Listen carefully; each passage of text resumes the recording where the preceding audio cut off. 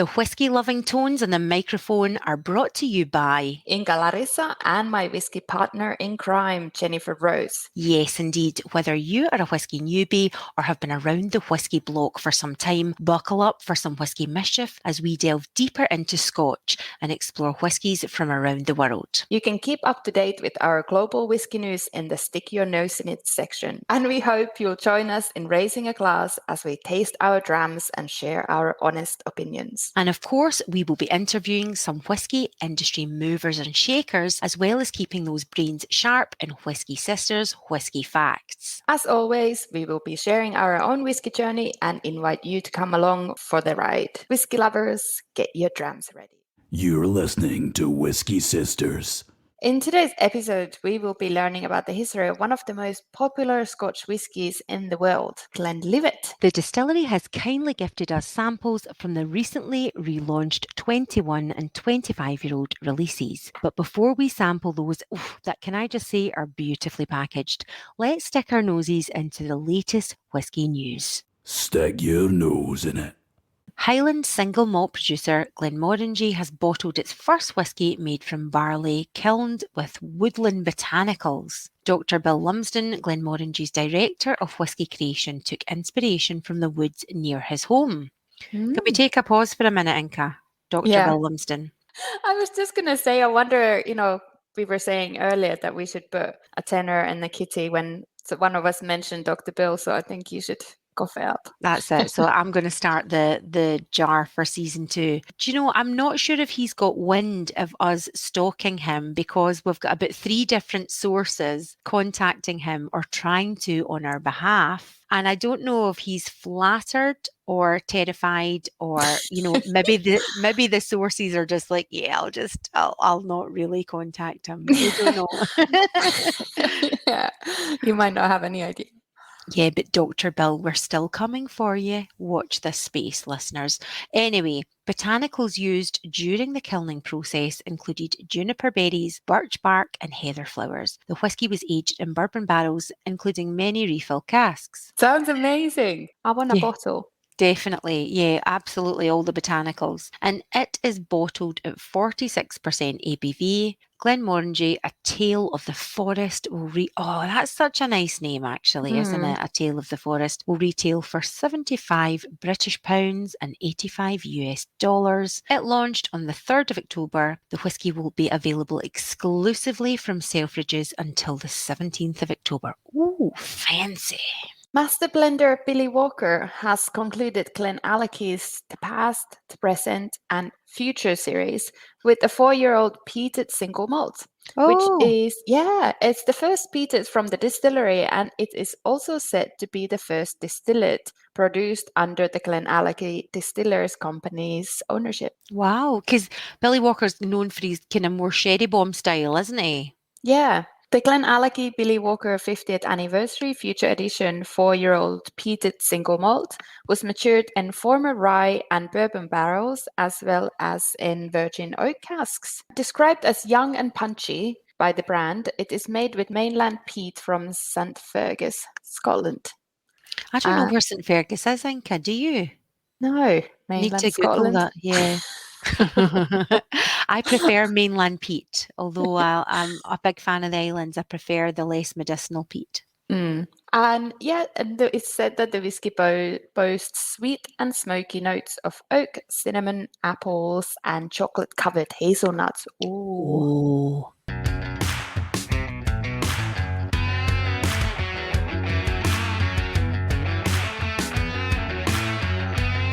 Whisky Sisters!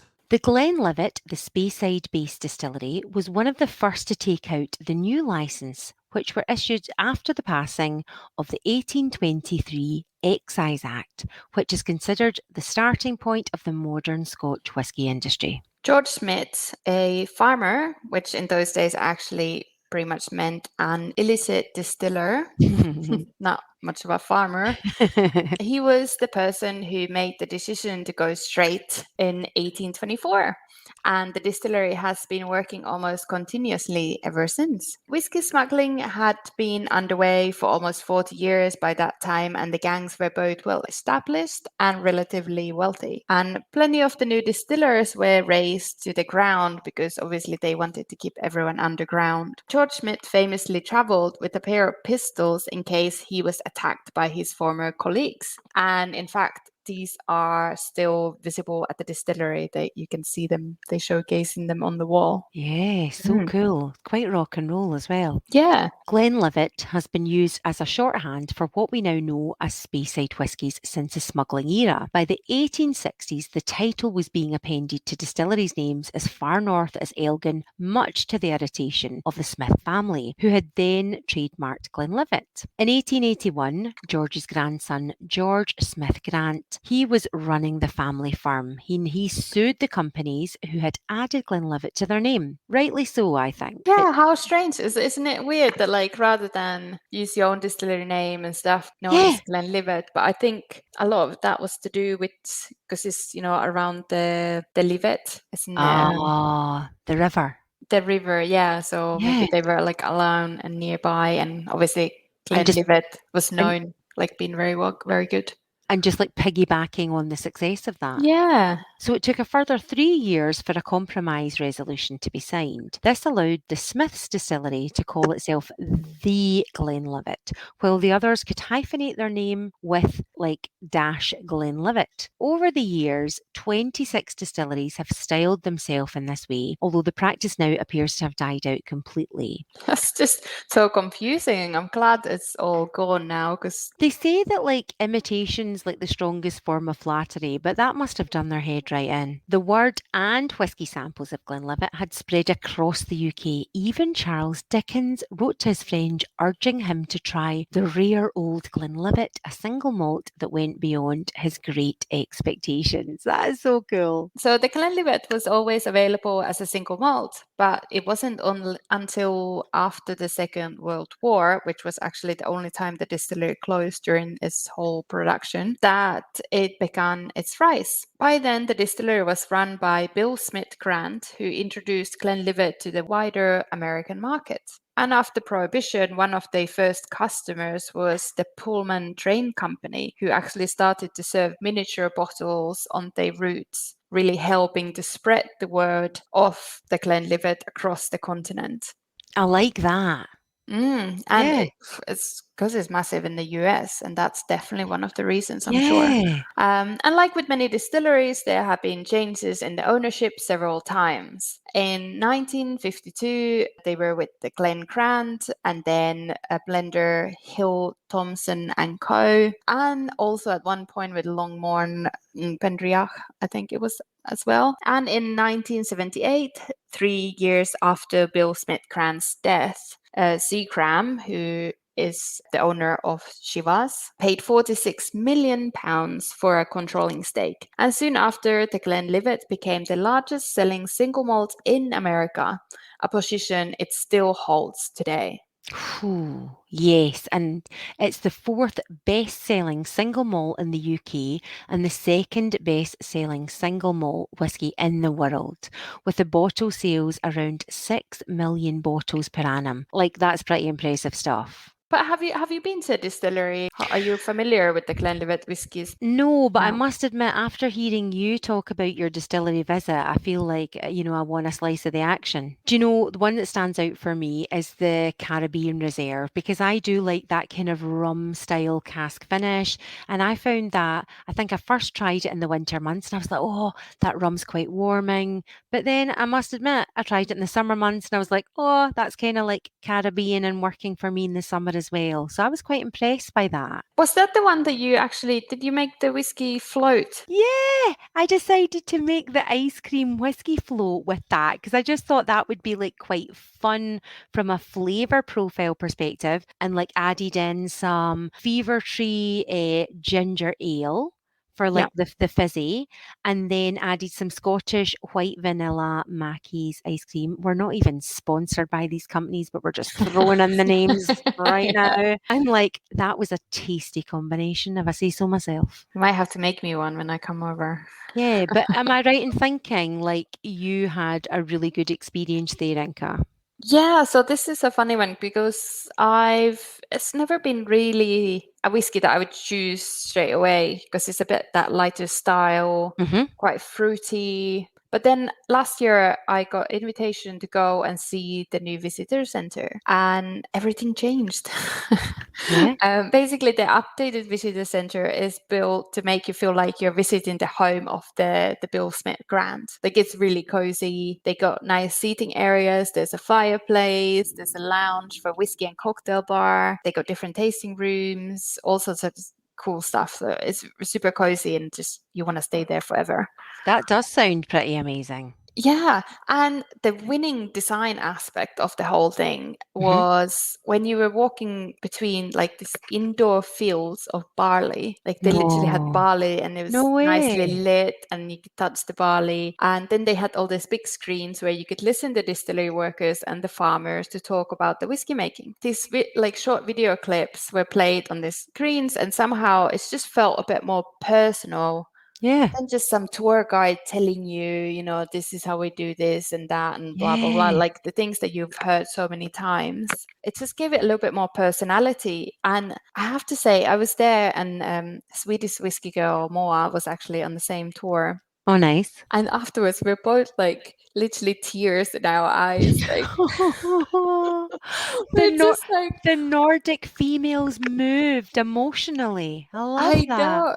know. It was just like really nice. I don't know. It just felt much more connected to the brand and it just gave all this character. And I don't know, like maybe we're just tired from the travel. Like, I don't know. But we're both like, oh my God, this is just making me a little bit emotional. I love that, Inka. And like, Finnish people aren't renowned for being overly emotional. Let's just put that out there. But it does sound a very immersive experience. Like you could almost like step into history and like be part of it, like the nature and the process. Exactly. And at the end of the tour, you actually end up inside an old washback. So when you're inside the washback, you really quite understand how big those things are. Yeah. But it was just all those really nice details, and they even have a hand bottling section where you can bottle your own whiskey and at cask strength straight from the cask. And that again, I'm guessing, really helping visitors feel that connection, feel part of it, and to take their own part home in a very personal way. Yeah, and there's parts of the area where you can walk around, and obviously they have the shop and stuff, but they also have all these old bottles, and you can see the guns that we were mentioned earlier, and all these different things, and it really does feel like a living room. And the cocktail bar in the middle was just, it's very nice. We were also pairing the whiskies with different foods and stuff. That's what I was just going to ask you. I was like, I'm sure you've maybe mentioned that you had like some awesome food pairings. Yeah. So it just gives you much more idea of like how far you can stretch the whiskey beyond on just sipping it, but like, think about this and try with this spicy thing or this fruit or popcorn or chocolate, like lots of different things, and just outdoors, indoors, tasting room, different types of tasting rooms, like lots of different aspects. So I would say it was an amazing experience, and I do hope that we can go there together. The only thing was that it was still COVID time, so we couldn't see the still room. But yes, I'm sure we can manage a trip sometime. God, it sounds like they're smashing the visitor experience out the park.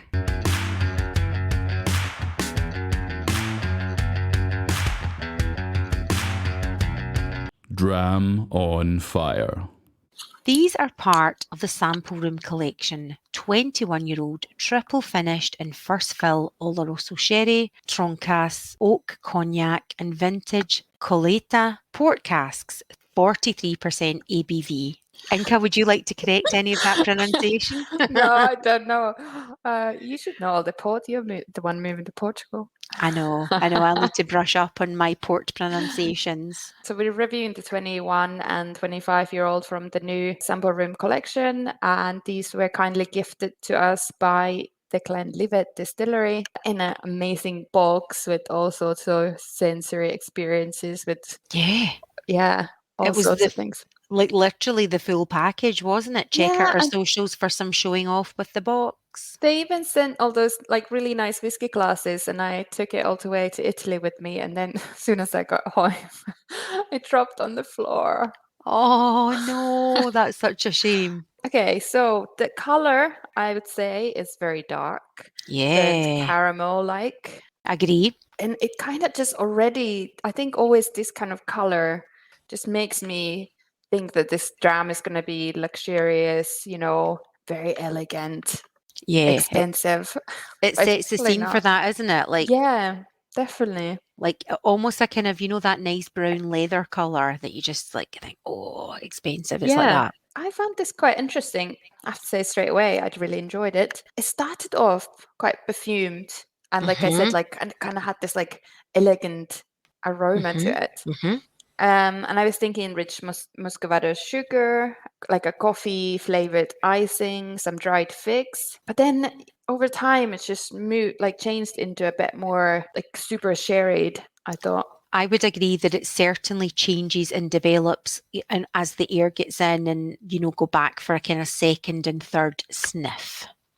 So how was the aromas working for you? Yeah, I thought it was lovely in the nose. At first, I kind of got, like polished oak furniture. Not Oh, yeah, not maybe that. furniture polish, but just that kind of shiny oak smell. And then I got like a lovely treacle toffee. There was a kind of like fruitiness, but not more kind of red berries, maybe some strawberry scents, and then vanilla, like vanilla sponge. But when I went back in again after the air had been in, more kind of like the notes you would expect with a heavily sherried whiskey. But that was initially what I got in the nose. And on the palate, I thought it was really quite soft and nice straight away. Like, just Mhm. felt quite luxurious. Some gentle spiciness, like I was thinking ground ginger in a cake. Some citrus, and there were some pears. And then I felt like with air, the pears just rather than like fresh, kind of crunchy crunchy pear, they became more like juicy and sweet. Nice. Well, I've also got some stewed fruit, like stewed sour apples. I got a tanginess more than a spiciness, and I've got like tangy sour sweeties, like with all the sugar, but they're like quite nippy. Oh, yeah, I love those. Yeah, me too. But then a nice kind of like caramel sauce sweetness. The finish then was a bit more drying, Mm-hmm. and a bit more oaky. And then after a while, like I thought, well, actually, look, the finish was quite long. When I say dry, I didn't mean like super dry. It's the kind of oily and dry at the same time. I was thinking Brazil nuts and walnuts, Mm-hmm. and then like the final aftertaste was pine nuts. Oh, nice. I've written coal fire ash on the finish. I kind of was Oh, thinking of like a coal fire and like the embers of it. Although it wasn't smoky, I don't know if I was imagining licking the remnants of a coal fire, but that's what I got. oh, that's interesting. I didn't get that. Really? No, I'm even trying to find it, but It's not there. well, obviously it is for you. But interesting dram. Did you like it? Yes, I did. I thought it was really nice. I'm excited about the second one as well. So the Glenlivet 25-year-old single malt is one of the finest bottles, finished in PX sherry and Tronquay's oak cognac casks. And again, this one also is bottled at 43% ABV. Did you think the colour is very similar, Inka, but maybe even a bit deeper, like caramelly mahogany, but a bit deeper? Yes, definitely. And I was thinking again, like that super dark honey that you use for cheeses rather than tea, that is like has a super strong flavor, that kind of deep color, kind of brownish. But yeah, very Yeah, that nice. colour gets me excited. Yeah, I know. How funny is that? I do think maybe sometimes we should use those black glasses so we don't think Yeah. about the color straight away. Yeah, we need to get some of those black glasses with our Whisky Sisters logo Yeah. because they're pretty cool. But then you don't have that sensory bias that you've seen the colour for sure. Mm. So, okay, this one on the nose, super weird, but like in a good way. Mm-hmm. First, I was thinking like gummy bears or like super sweet Haribos. You know, when you open the Haribo bag and that Okay. smell comes, like, you know, Mm-hmm. especially those Haribo eggs or something like that, where they have the white The little foamy. fried eggs. Yeah. Oh, I Or love like, the fried eggs. yeah. So like that kind of that white foamy part of it, like makes it, the smell is really sweet. Good call. So that's what it made me think, and I'm still getting it after the air is been in. Like, but then it kind of transferred into some amarena cherries, or you know those maraschino Mm-hmm. cherries. Mm-hmm. But I'm not actually getting it now. But it was just at the beginning. I think this is super changeable on the nose. At first, I got like a tiramisu dessert. Then I Oh, got like kind of fresh coffee beans. Then I've got glassy cherries. So I also got the cherries, but that quite like, you know, those kind of bright red sweet ones. yeah, tiramisu is actually a really good call because there was definitely a bit of coffee, creamy something going on at the Yeah. beginning. I even wrote down hazelnuts and like crushed walnuts. Oh, well, that's interesting because I've got, when I went back into nose it again after the air getting in, I get a really strong caramelized nuts. You know, like those you kind of get them candied and caramelized. Yeah. And Nice. also like a dense fruit cake, you know, again, kind of like quite a heavy fruit cake with lots of fruits within it. Yeah, especially now after it's been in the glass for a while, I can definitely detect that one. And so on the palate again had this really nice, I just say soft, but it's not really, I don't think it's the right word. You know, when it's just moves so nicely in your mouth, there's no burn, no harshness, nothing. It's Yeah. just like, it's not silky, but it's kind of just, I wrote smooth and creamy. I found it extraordinarily creamy, just like, oh, on the palate. yeah, it's really, really beautiful. Lots of brown sugar, rich sweetness, like that kind of dark sugar. I don't know. I was thinking also caramel cake, kind of like sticky toffee pudding, but like without, not so much as the sauce, but like the sticky. The pudding itself. Yeah. I got a kind of sweet pastry, you know, like ones with like almonds on it and ginger baking spice, but not a very like spiky spice, but you know, kind of within the a bit like you were saying with the Yeah. 21, like within the kind of baking itself. Maybe a kind of faint hint of dark chocolates over Brazil nuts, those kind of. Ah, yeah, dark chocolate. Good call. And I'm thinking, what is my writing saying there? But I've written tingles to the base of my spine because when I had my first sip, I was like, oh yeah. And I just felt like a rush of glory rushed to the bottom of my spine. So I thought, I'm going to put that in there. Yeah. I've got tasting note of tingling spine. Any of our listeners got a tingling spine tasting notes before? Let us know. Finished was a bit more woody. I think. Agree. And I wrote down red apples, kind of that sweeter apple, but not super sweet, and has some sort of the freshness of the apple at the same time. Nice. But there's still like lots of sweetness coming through, but like, I don't know, it just, because it's not sickly sweet or anything. No, definitely no. I agree on the woodiness and the finish. I was imagining burnt wood that's been in a fire. Again, I'm all about the fireside finishes, and I kind of felt like I was licking the burnt wood from the fire. So I wonder now, because obviously you got those same on both of these, and then we both kind of got the gingery vibe, Yeah. but on separate ones. So maybe it's from the Tronca's Oak Cognac. Oh, I wonder. Perhaps. I liked it. Which one was your favorite? Oh, 25 by a long shot. It was like, well, it was tingling my spine, Inka. What more do you want? What about you? Oh, it's a tough call. At first I was Really? thinking, yeah, because I was thinking the 25, but now because I'm sipping it again, that like it's been in the glass for a while, Yeah. it's maybe just a little bit on the sweeter side. So I think I'm gonna go for the 21. That makes sense. I like all that kind of nuttiness and the kind of oiliness. I'm very impressed. So packaging, superb, but delivery in the glass, boom. Whisky Sisters Whisky Fact. For a whiskey fact today, I got a Yes. funny one for you. Okay. Do you know the movie Anchorman? Oh my God, yes. That's such a good movie. It's so Veronica good. Veronica Corningstone. It's that one, right? Yeah. Oh my God, I just love it. It's so funny. So So I good. just saw, because we're talking about Glenlivet, so Ron Burgundy actually was a fan of the Glenlivet. He was ordering 3 fingers of Glenlivet with a little bit of pepper and some cheese.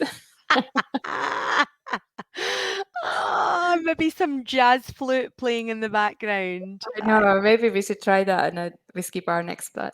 Can I have 3 fingers of Glenlivet with a little bit of pepper and cheese? Oh, I hope somebody comes in our podcast and has Ron Burgundy as their dream dram. Keep it classy. Talking about cheese, Inka, Mhm. in some Latin American countries, they say whiskey instead of cheese when posing for a photo. That's so strange. Like, I have no idea why people say cheese in the first place. But like, why would you say whiskey? I know, like, depending on the way your mouth goes when you pronounce things, that could be a bad picture, right? Yeah, yeah, because cheese actually makes you smile.